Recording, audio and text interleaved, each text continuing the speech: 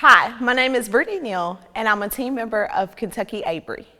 In this module, we discuss how teachers can provide positive feedback as a high-leverage practice.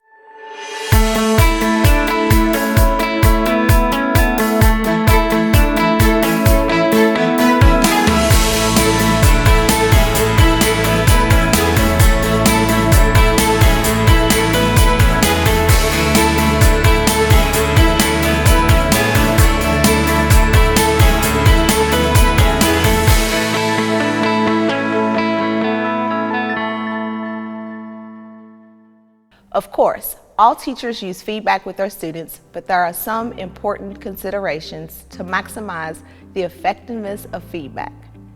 As we all know, feedback involves letting students know whether their performance is correct or incorrect, and we can do this for demonstrations of behaviors or skills, expression of their thoughts, or answers to the questions.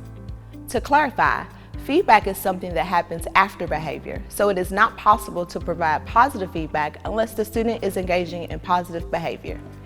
Positive feedback is meant to make those desired behaviors occur more often, and negative feedback is meant to make appropriate or incorrect behaviors happen less often.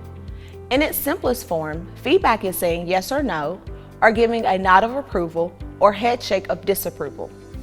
In an instructional context, effective feedback is three things.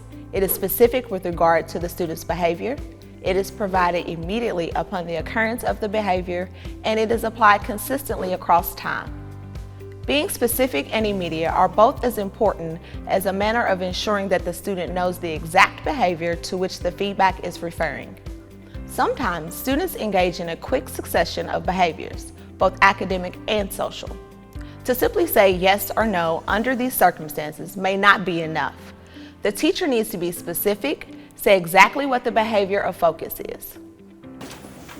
Awesome, that's a great job borrowing. That's exactly what we do when we're subtracting. Thank you. Awesome job for remembering that. High five.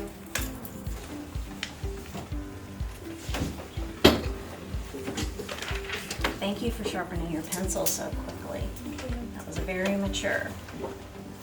In addition to being specific, the closer the feedback is to the behavior, the more explicit it becomes. After time has passed, the focus of the feedback may not be as obvious to the student, even when the feedback is explicit. Finally, learning requires that feedback be consistent. If the answer 4 to 2 plus 2 is correct, sometimes and not other times, the student will not have learned what is right. So when we are teaching a new behavior, we want to make sure that feedback is delivered right away, using specific words to make it clear, and that this continues consistently until the behavior of concern is mastered. This module is titled Positive Feedback because that is the HLP. We know that classrooms in which students receive more positive feedback are associated with more positive student outcomes. We like to have more positive than negative feedback, and we could get this if we were to simply stop providing negative feedback for student errors. But if we ask a question, what is 2 plus 2, and the student answers 5, ignoring it will make it likely to be repeated. Negative feedback is necessary when there are errors. So the best way to get a better ratio of positive to negative is to increase the delivery of positive. Effective instruction creates more success and thus more opportunities to teachers to provide positive feedback. We first create student success through effective instruction, and then we provide feedback with clarity, right away, and consistently. Sadly, teachers are often under the faulty impression that providing students with positive feedback is harmful. First, the sum of all research in this area makes clear that this is not the case. In fact, simple positive feedback is one of the most effective strategies we have. Second, feedback needn't be anything more than verbal acknowledgement, a yes, correct, or even a thumbs up. The big idea is this: when teachers provide frequent positive feedback to students, we can predict better student academic performance, more positive behavior, and enhance teacher-student relationships. Despite this simplicity, evidence shows that teachers typically use even the most basic forms of feedback at very low rates. This means we often miss our opportunities to provide feedback effectively, ignoring an HLP that is among the simplest to deliver. But simply knowing that positive feedback is important is unlikely to promote meaningful change in teaching behaviors, as they are ingrained and have become a habit. Improving positive feedback rates will require 1, an understanding or belief that more is better, 2, realistic ideas about strategies for improvement, 3, formative assessment with goal setting, and 4, coaching or collaboration so that teachers can share progress and keep the ideas alive. But there's one more thing to consider in terms of positive feedback. We must think about how it will be perceived by the student. Our positive statements will not necessarily be perceived as desirable by all students. For example, some students may not wish to be called out for fear of being thought of as a teacher's pet.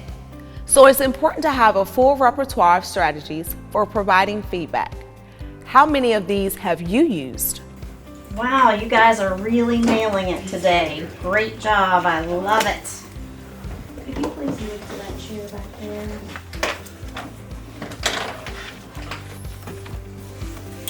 Thank you so much for moving.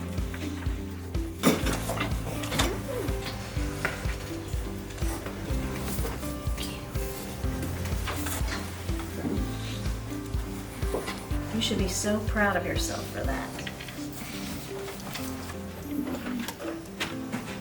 I know this hasn't been easy for you, but I'm really proud of you for all your hard work and effort. Thank you. Guys, I'm gonna add another point to our board today for all your all's hard work. I really appreciate it. Great job. Once again, it's important to stress the fact that positive feedback is only effective when it occurs more often than negative feedback. And the most logical strategy for achieving this is to deliver effective instruction and to create environments that encourage and support positive behavior. In summary, positive feedback is not another strategy to add on for the teacher. It is a vital part of effective instruction. The more explicit a teacher is, the more the lesson is individualized to the students, and the more engaging the lesson is, the more successful students will be, and the more opportunities teachers have to provide positive feedback.